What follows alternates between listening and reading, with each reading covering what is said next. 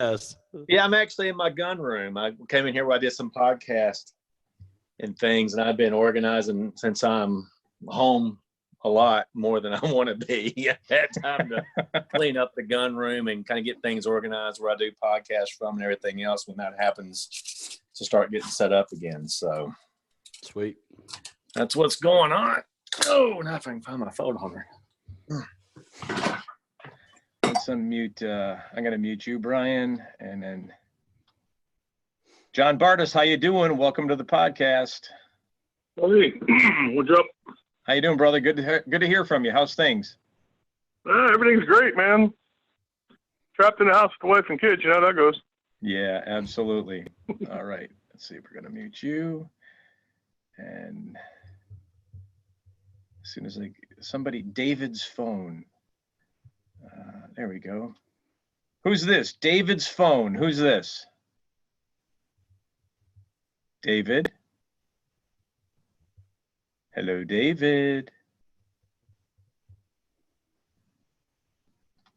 Oh, well, we have a David on. We'll get going here in a minute. We'll just give more people a chance. It's still a little early, but all us overachievers are in early.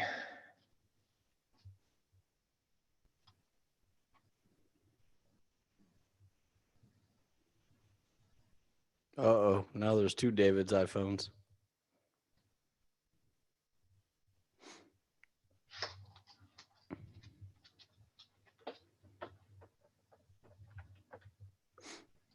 Okay, this is one David's iPhone. David, are you there?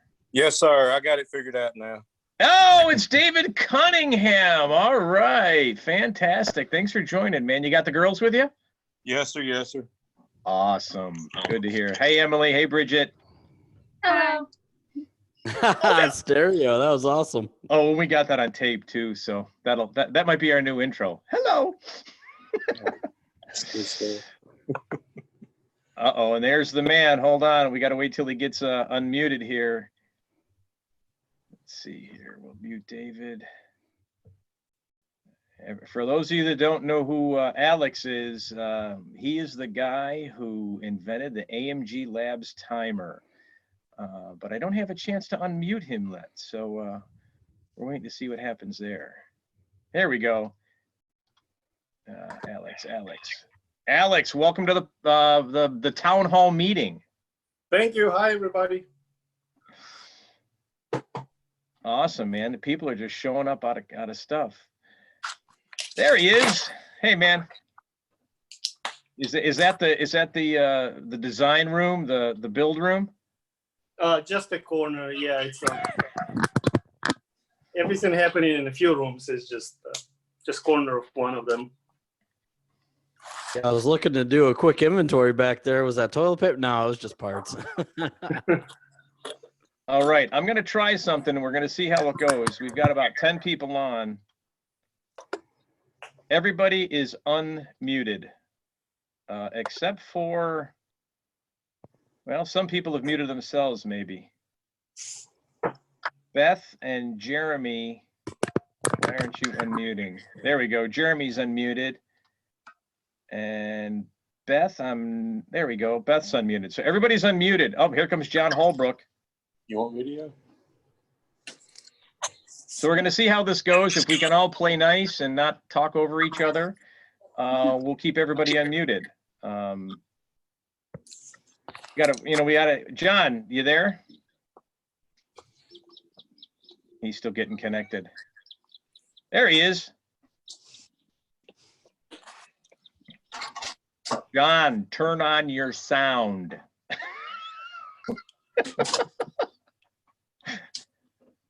Hey, Jeff, quick question for Mr. Holbrook. Is there any way we can just hear him and we can turn off his camera, or we can't do that? You know, I Hey, do John, have that ability, I think. I think I can mute it, you know. Oh, he can hear me? Sorry about that. I finally got it to work. Well, you know what? Somehow I feel like we're going to get a review on this town hall meeting from John. Oh, nice. Oh, there are the girls. Hi, girls. Hi. Fantastic. Well, it's 8:01, so really, everybody, thanks for showing up. This is going to be this is something Steve and I talked about doing for a while.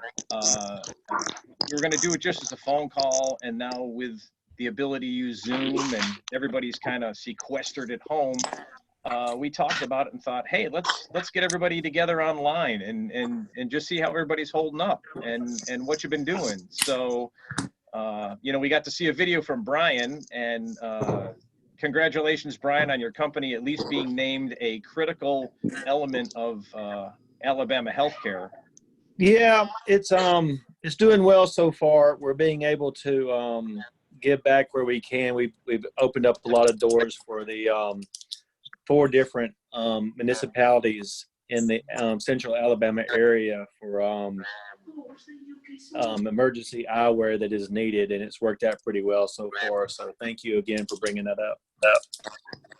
Fantastic. You know, I'm lucky. I work at home, so for me, it's as far as work is concerned, it's not much of a change. But as far as shooting, you know, I've pulled myself from all the matches. Of course, all the majors have been shut down, but even the local matches, just doing my part to not be part of the problem. Good news is I'm still getting to shoot. The range is still open, so I've got keys and I get over there and shoot. Of course, I joke with Steve that if he mentioned the home range, I was going to mute him. But, you know, just real quick, does everybody on the call know that I have a home run? I just want to make sure. All right. I just want to know where you're recording from because you've got an internet connection. I know, right? Yeah, really. To the far side. You must be at Jeff's house. No, he's in the barn. He's in the barn. He's got the goats underneath feeding right now. That's right. Rub it in, Steve. Now, Emily and Bridget, you guys are homeschooled, right? Yes, sir. So this isn't much different for you being home. No, sir. Just Taekwondo's canceled. Oh yeah, yeah. My girlfriend does Kali, and they've canceled all those again. I think just everybody's doing their part. Let's see. Teddy's muted there. Let me unmute Teddy. Teddy, how you doing? I am outstanding, sir. How are you?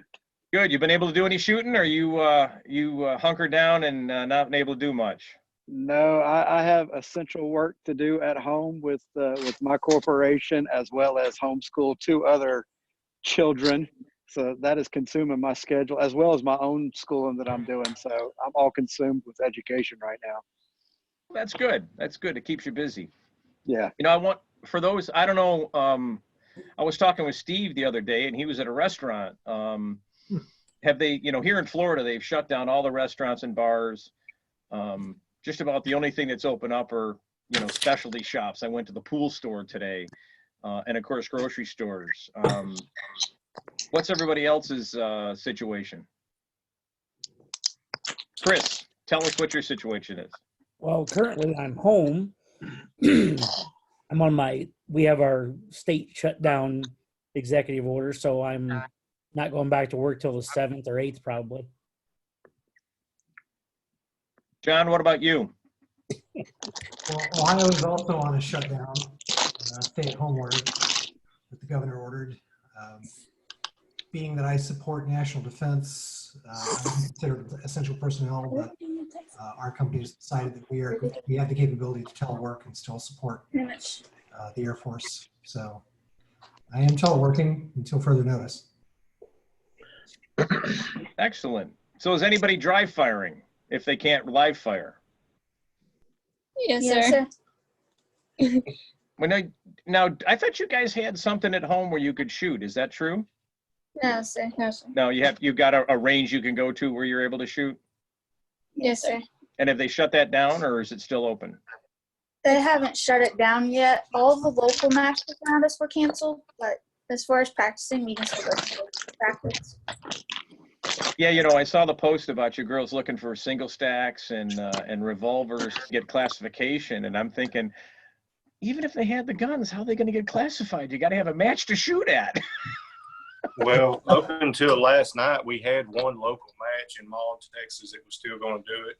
And last night that got canceled too. They shut everything down. Gotcha. Hey, So Jeff. I thought I had a plan.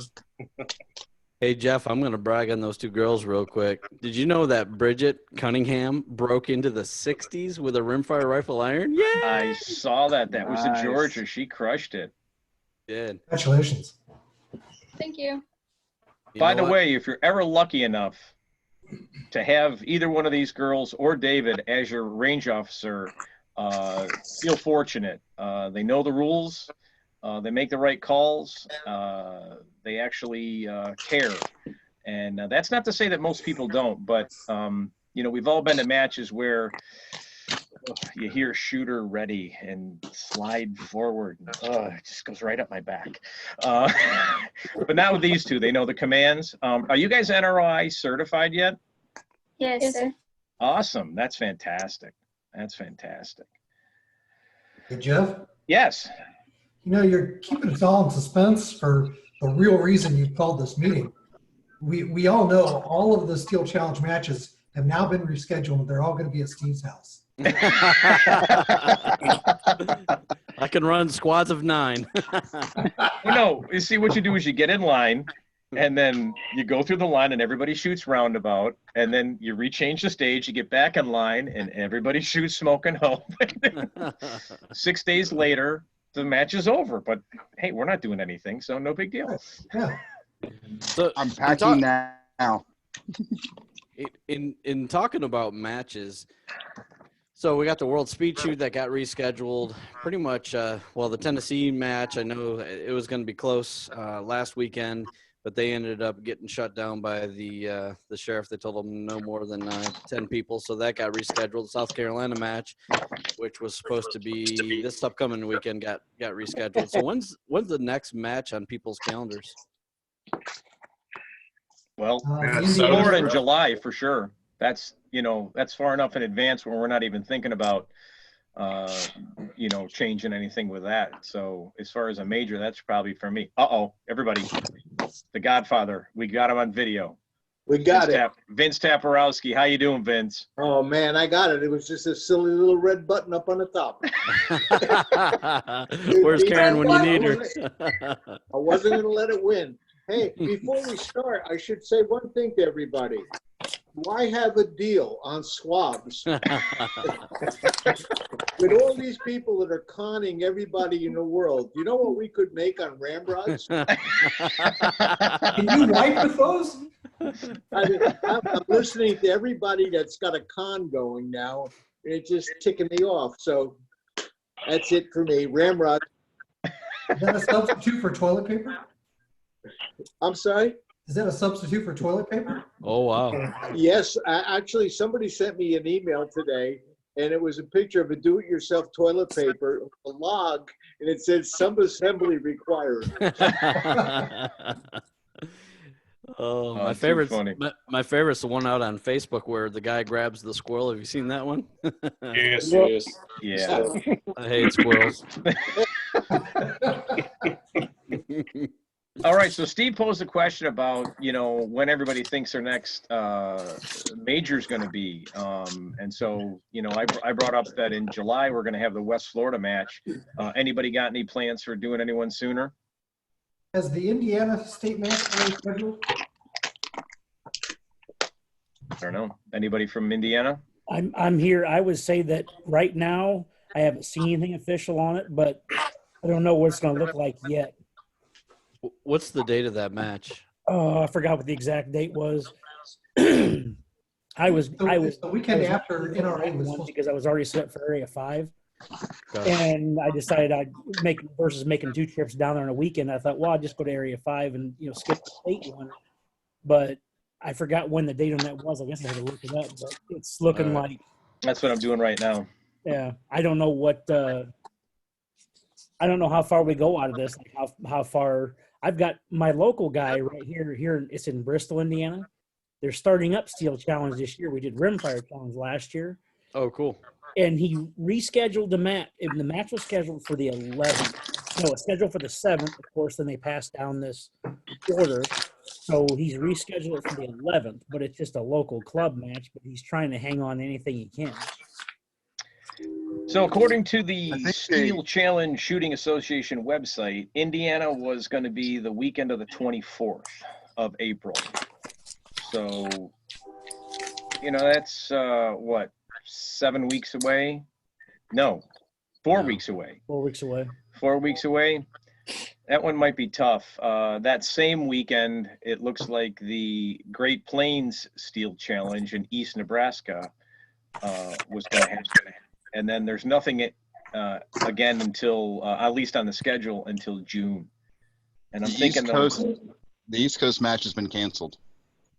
So is Nebraska. So is Nebraska. So the Nebraska's been canceled. Yes, it's Great Plains. Yes. Brian's going to break out his T-shirt. Who?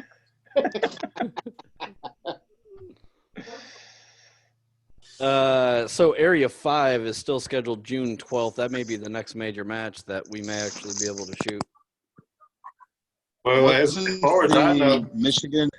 Yeah, you got Michigan, Minnesota. Yeah, Minnesota. Okay.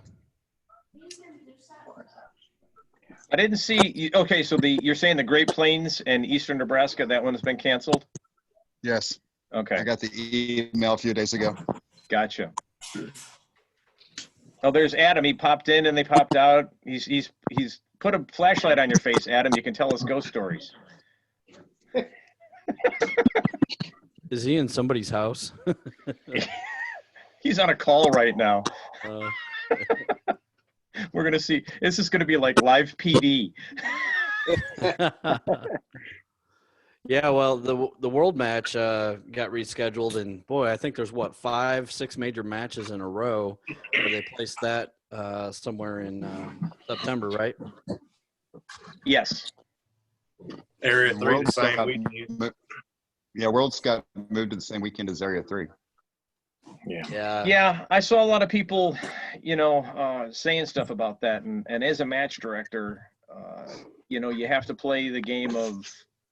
For those of you that run matches, local matches, it's pretty straightforward. But as far as running a major, you've got to think about when can I get the range, and when can I have staff there, and so forth. And I'm sure the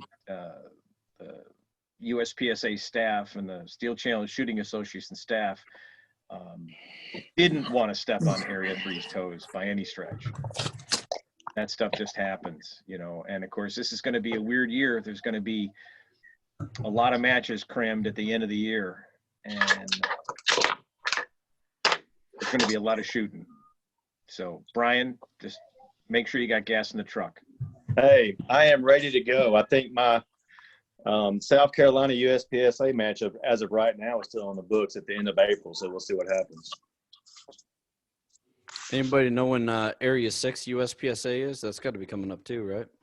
Area 6 is going to be postponed. That was supposed to be this weekend. No, that's USPSA, right? Yeah, that was my question. Oh yeah. They postponed that. The Volusia range where that's being held at has closed down for matches, so they're not holding any there. OK Corral is closing down for matches. Hernando is closed down for matches. Those are the major ranges here in Florida that I know of that have shut down for as far as matches. Their public lines may be open. Yeah, OK closed down as well. Yeah. OK closed down. Oh, completely. No, you can go in and use the Action Park if you are certified with that, but there will be no match. Okay. Yeah, I think I saw something yesterday too. Frostproof is you don't have to be a member and you can go shoot there. I think they're charging, I forget what it was, but there's a charge to be able to go there. So for those that want to be able to get out and do some live fire, check around with your local ranges and see if you can get on a bay. I'll tell you the one thing: most ranges won't allow you to practice a draw. And as I look at this beautiful group of people on here, there's a lot of rimfire shooters, but there's a number of us that are also shooting a lot of center fire. And they usually don't allow you to do a draw, and for all the various reasons it makes sense. But, you know, before I had access to a range, I used to go to Shoot Straight, which is a local indoor range here. And I'd send a target down 10 yards, put a 10-inch paper plate, and just practice low ready draws, and maybe put a different plate out there and do a little bit of transition. So it's a little more than dry fire, but not quite shooting a full stage. You're not getting the full swings, but it does help, you know. And, you know, for everybody that's a shooter, you know, I've said this a lot, it's a learned skill and it's a diminishable skill. So do whatever you can to keep firing and whatever you can do to keep your hands on the gun. Hey Jeff, let's do this. Let's open it up to the group and see if there's any topics or questions that we can thumb through outside of the COVID-19 craziness that's going on. Anybody got any questions or topics you want to talk about?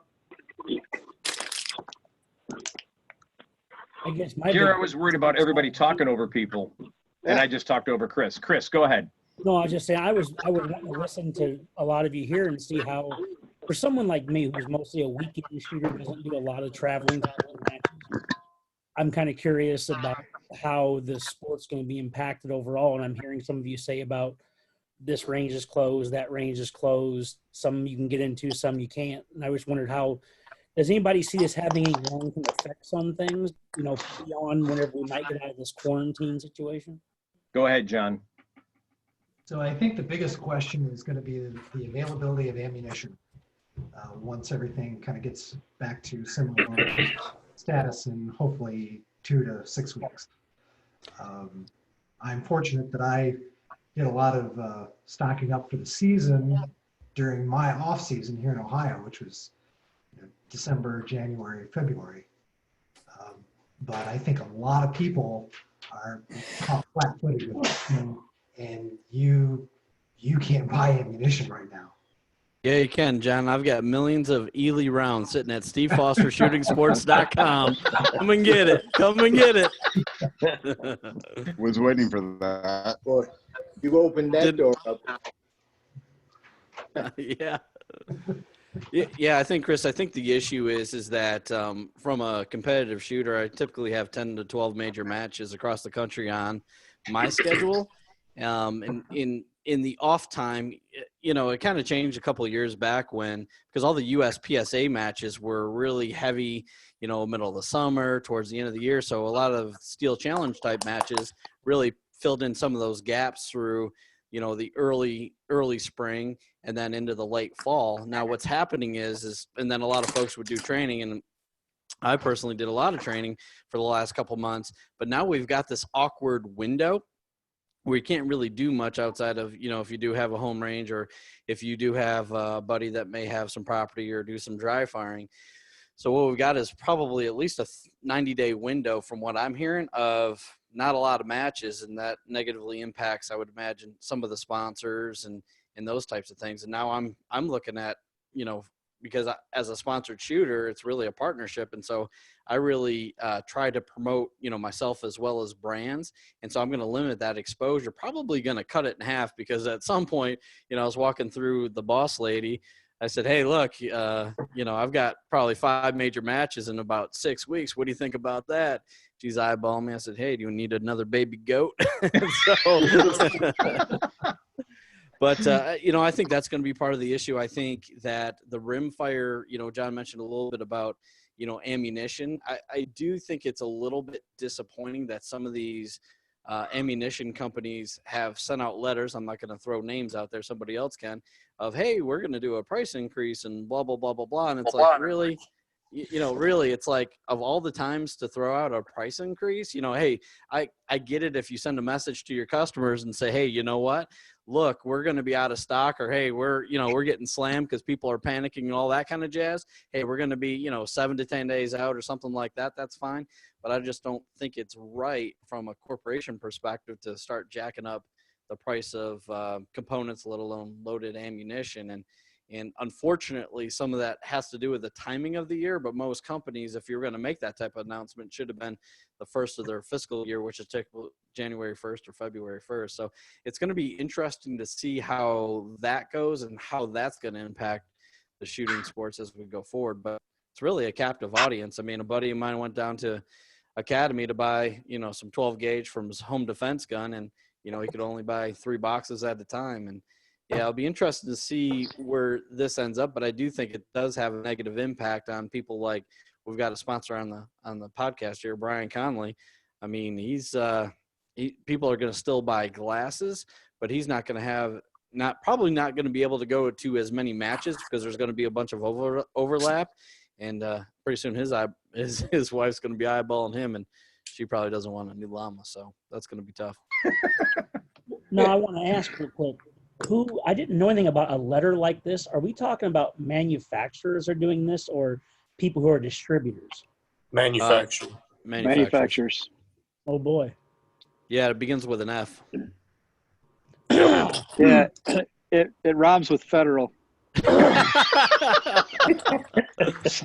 Don't pull any punches. Just keep it clean. It's okay. Well, since Steve already hit on the fact that normally it's January 1 when they do a price increase, just so you know, they did do a price increase January 1 according to one of my distributors. Oh, wow. They're double dipping, essentially, as far as I'm concerned. It's unfortunate, but they are a big provider. They are one of the sponsored companies of the USPSA. But from what I've seen in this community, if federal turns people off, people aren't going to come back. They're going to find that other round they like, and they're going to switch. And that's, unfortunate for federal and what they're doing. Especially during this time, it's as crazy as I heard a story of a woman standing in a parking lot selling Scott tissue for 300% over cost, over the price she paid, just so people could get it. It's anytime you take advantage of people, I just don't think that's fair. And like you said, David, they increased at the beginning of the year, but to then do it again, that's pretty bad.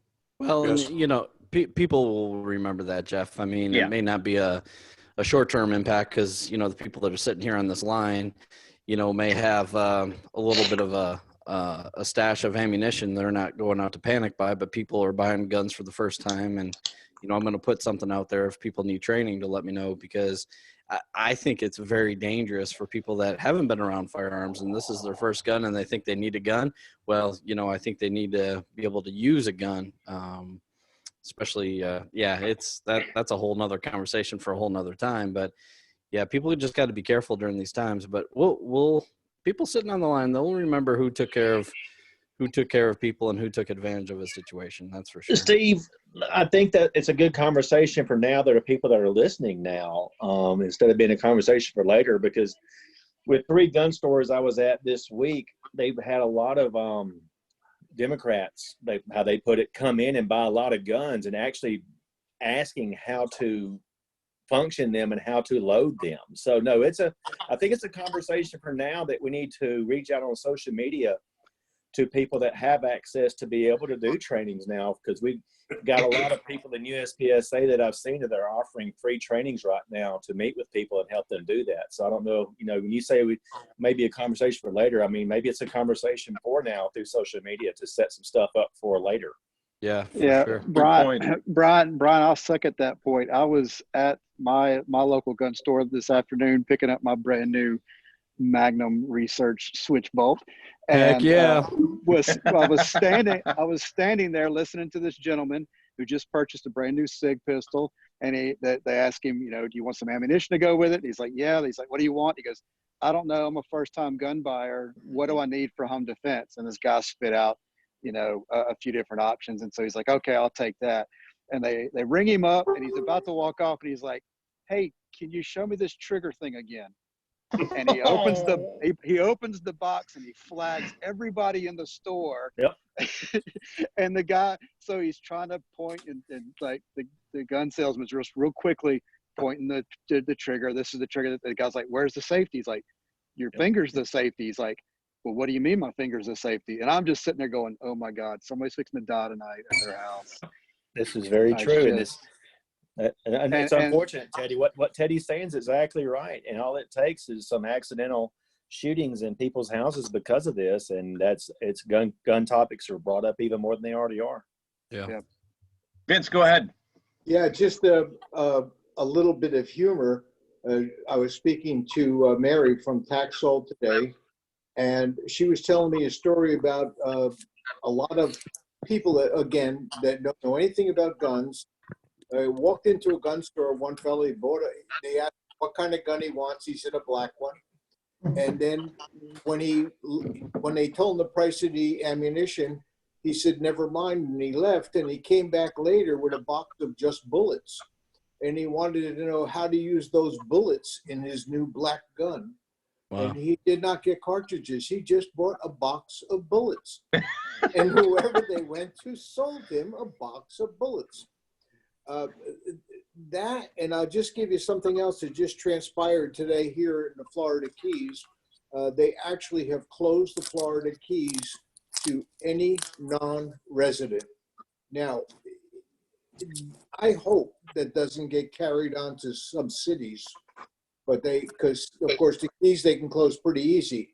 But imagine they closed a 130-mile stretch of road to only people at home that live here. So it's a little scary.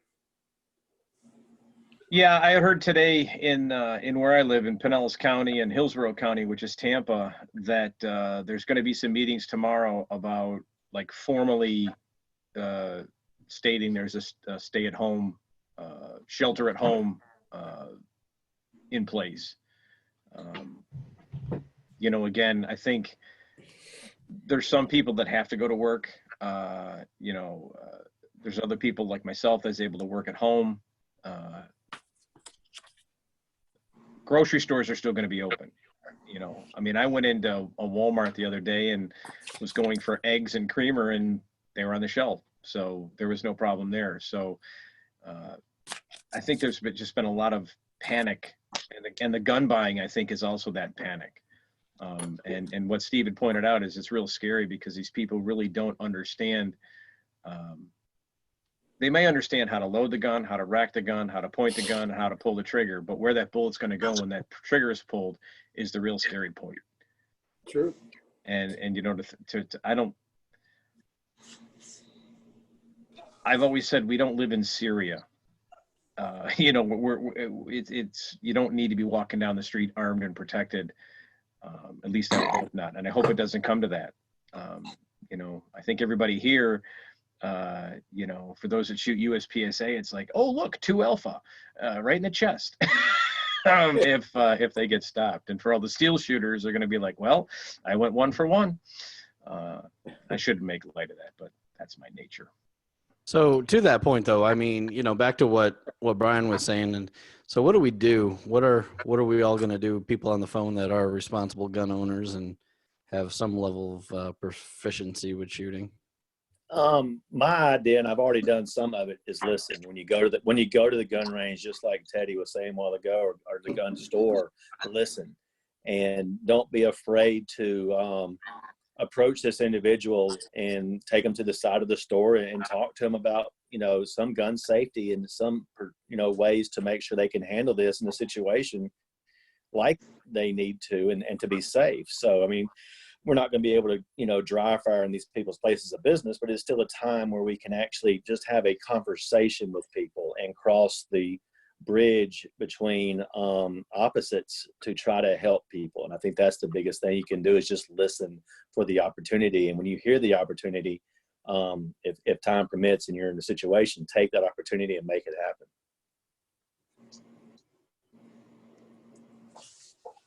Other thoughts?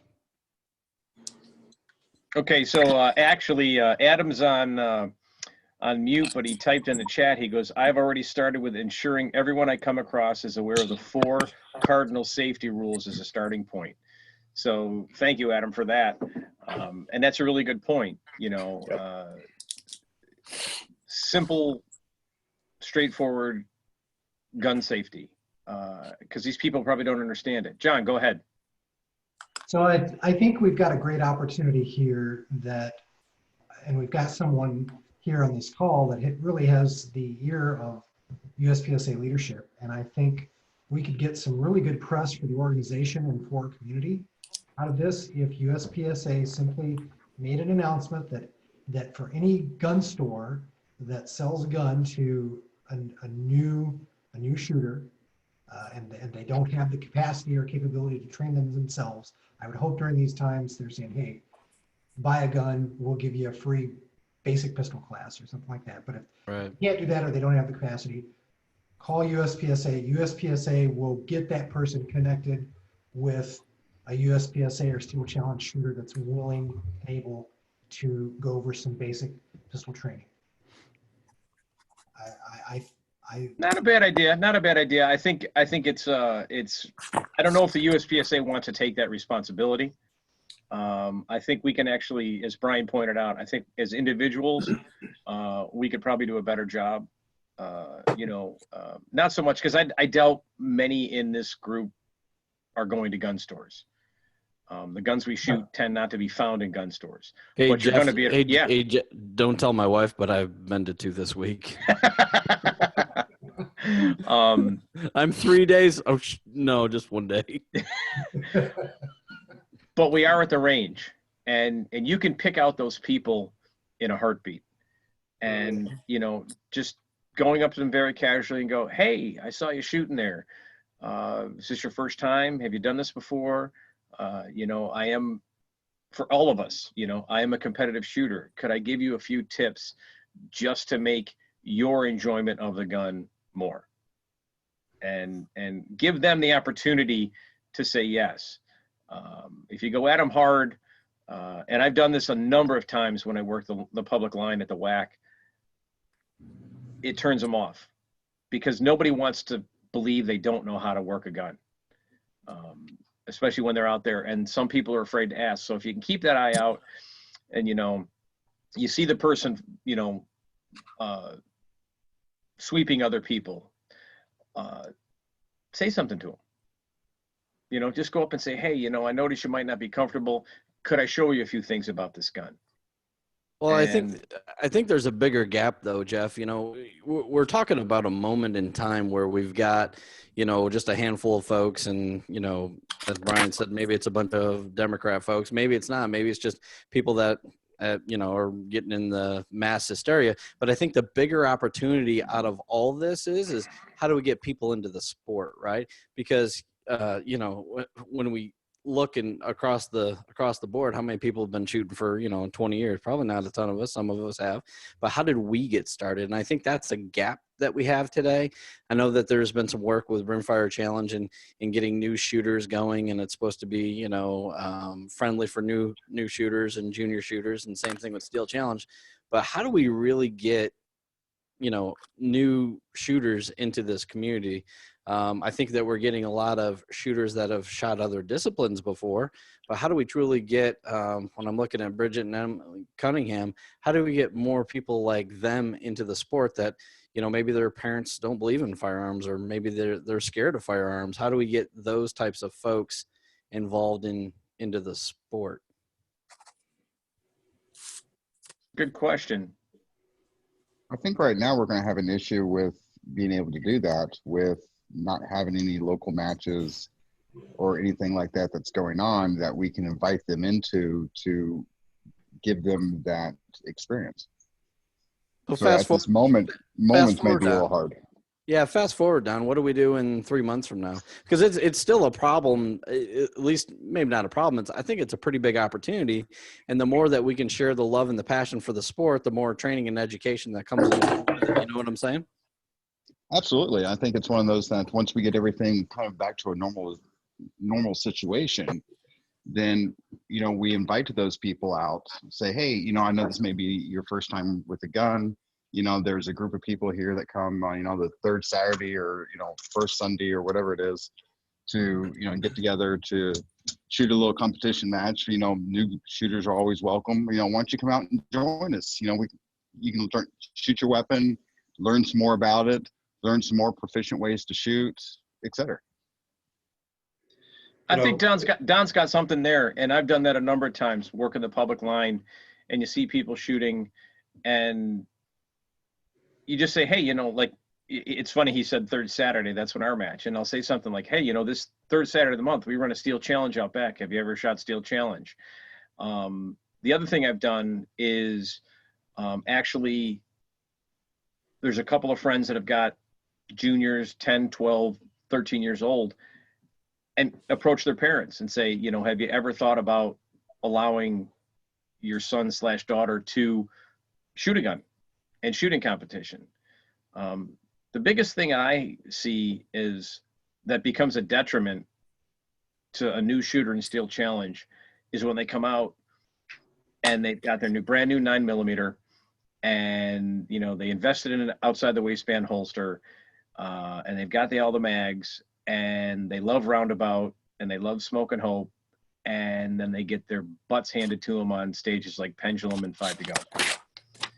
And for me, I always say, do you ever shoot a 22? Do you ever shoot a 20? I got, and I have, for those of you that don't know, Steve may have the ultimate shooting range, but I've got the ultimate shooting van.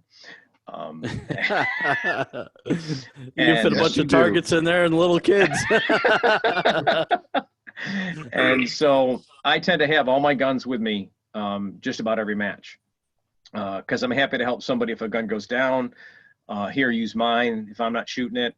And the same kind of thing. I've done it once already where, the 14-year-old came out with his dad's Smith & Wesson Shield, and I pulled him aside and I said, you are more than welcome to shoot this gun. I'm not concerned about the safety at all. I said, you're going to have more fun shooting my rimfire pistol. And, classic at the end of the match, the dad's like, I hate you. I'm like, why? Because he wants one of those guns now. So, hold on, we got another chat here. It's from Gabe. Gabe says, make sure an inviting environment exists. That is the biggest advantage of our sport, as it has amazing people. That is how you sell events. After that, invite everyone to become ambassadors of the sport and events to get others to join. It starts with a water cooler conversation and is forced when they attend a great match. Good point, Gabe. Thank you. John? So we've got two problems that we would have to overcome, to Steve's point. One is a negative stigma for guns and gun people. Two is the relative obscurity of our shooting sports, of USPSA, of Steel Challenge. And I think that one way we could combat that, certainly some of these ideas of what we can do at one person at a time, at your range, at my range, those are good things that we need to be doing. But I think USPSA needs to do more things, organize more things that can get our community in front of cameras where people can see that we're good people and that questions get asked about the shooting sports. And I'm thinking of things like, when there's a disaster, can we mobilize some people from the shooting sports to fill up a van of water, for example, and take it and do some good in the community? And, and a lot of times there's a news van there and say, hey, who are you? And why are you doing this? Well, we're USPSA and this is who we are. Again, I think it's a great concept. It would be the actual enacting of that and being able to do it. Remember, USPSA, the organization, is 10 people. Mm-hmm. All the ranges are independent. The only matches they run are the nationals and the World Speed Shoot. But they have a membership of 35,000, roughly. That they got more than that. Yeah, that they can mobilize. It's tough. They're not employees, but it's a good idea. I understand. Well, can I jump in here and say something that I still think all of us, I'm kind of new to all this with the Steel Challenge and that in the last few years. But the one thing I've learned over the years, just dealing with people, about bringing people into the sport or in general, or people from other disciplines and all that, I think with having met some of you, in the last couple of years, traveling the bigger matches and that, all of you, I'm going to use Brian Conley as an example here, to walk up to someone and say, look, here's a pair of glasses. Let's go shoot them. Go try them out. Go wear them. Go see what you think of them. And then come back and talk to me about it. Not they're for sale or whatever else. Just go try these. It's kind of like what you mentioned with the rimfire pistols. And pretty soon, you can make a believer out of somebody. And I think we're all good at that at some level. And that might be how you reach people. The new gun buyers, they go out there and they struggle. That's what I see at the ranges. I'm like you guys. I see a lot of the struggling, and you try to help them. Never mind, are they doing unsafe stuff? You have to go over and stop that. But you reach out to them. Steve, he did I saw him. I met him finally down at the rimfire challenge, here last year, and I asked him about all that Ely ammo, and he just handed me a box and said, "Here, go shoot it." And just opening little doors like that, and being able to reach out and say, "Hey, try this gun, try that gun," or offer the safety things and all that. I think it's how you bring people in. I know I've done that a lot, but mostly at a local level. I don't have a lot of the reach and influence you guys do, but I try whatever I can. Steve, I've asked you about Ely ammo like 10 times, man. What's up? Man, I thought I just shipped you some, brother. Yeah. But See my credit card. Oh yeah, that's right. Hey, I'm gonna run that again tomorrow in case you're wondering. Give the boss lady a heads up. But to that point, though, I mean, it's not maybe a big, massive, organized effort, but some of these small actions from time to time do make change. I mean, some things don't change overnight, and we're not going to solve world hunger tonight. But what can we, at least maybe it's just a rhetorical question of what are you going to do differently tomorrow? Or how do you get more engaged in your community? A friend of ours, Jeff Johnson, he posted out on social media. He's local here in Georgia, and he said, "Look, if you just bought a gun, you don't know what the heck you're doing, give me a call." And he's got a range set up at his house, Jeff. Actually, it's down the road, but he offered free training if you don't know what you're doing. I've made that offer several times, and I've taken some people have taken me up on it. But again, maybe it's not a big event. Maybe it's not a big orchestrated event to start with. I do think there is, to John's point, I think there's some opportunity with USPSA. How do we get more youth shooters? Because if you get more youth shooters in there, you're going to get their parents and the whole family and all that kind of stuff. But maybe it is these smaller individual focused efforts across the country because, I don't know how many states we got on the phone, but probably 15, somewhere in there. We can make change in our own small way. Good point. All right, somebody throw out a nice happy topic now. That's a good topic and was good, but I want this to be lighthearted and fun. So somebody throw something out. Doesn't even have to be shooting related. Just somebody come up with something we can talk about. Hey, I got an idea. I just had 2 brand new knees put in, and I can actually walk sideways now. Heck yeah! All right. Yes, so outer limits is now going to be your favorite stage. I've been practicing for it, and with being sequestered in my home, there is a workout room downstairs. So I've been doing a whole lot of working out and doing a whole lot of water jogging in the pool. So yes, I'm going to be ready for the world shoot. And don't you smirk like that, Brian. I'm just glad. I'm happy. What no?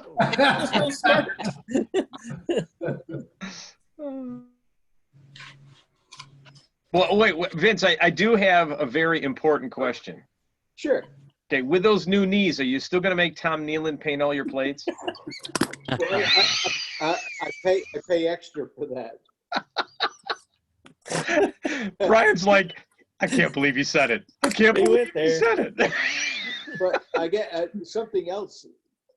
I used to worry when I went through the airport about setting off the machine. It always rang. I was worried it was going to ring. Now I know it's going to ring. Hey, real quick, Gabe just put in here too, getting back to the youth shooters real quickly. And I'm just going to read it. It says, it boils down to people. I created the SASP team in my area to grow youth shooters. I'm now starting a new Rimfire Challenge League in the area. I'm a firm believer in growing the sport at all age levels. So many great people in the sport doing the same. That is the key to success. And, that's really an interesting point is that the SASP, if you want to get youth shooters involved in the sport, they may have methodologies to help. with that. We had what was his name, Steve? Do you remember? Rick? Say that one more time.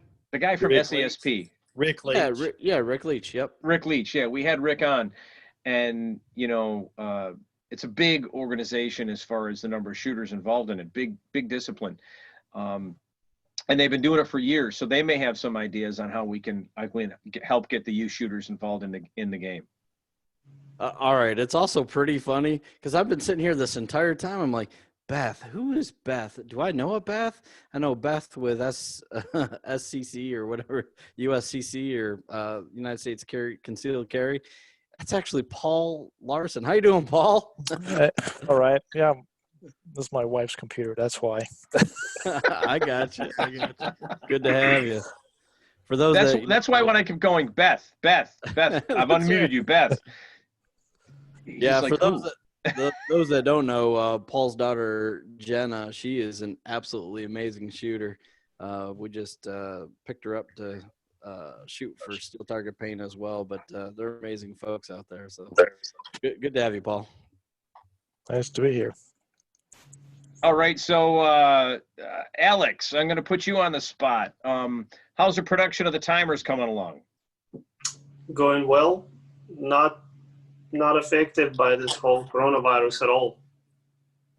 Everything's good. Does everybody know what I'm talking about? The AMG Labs timers?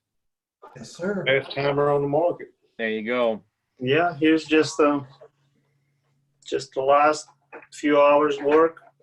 Awesome. Oh, it's like gold. Things are rolling. It was a little setback in the beginning of the week because I also got emails from my suppliers. Look, we're working from home and electronics parts and components, they don't normally manufacture it at home. So, but I jumped on the phone actually last week, just thinking that this will happen, and secured all the shipments in time and everything. So not affected and staying in the lab assembling. So everything's going to be just fine.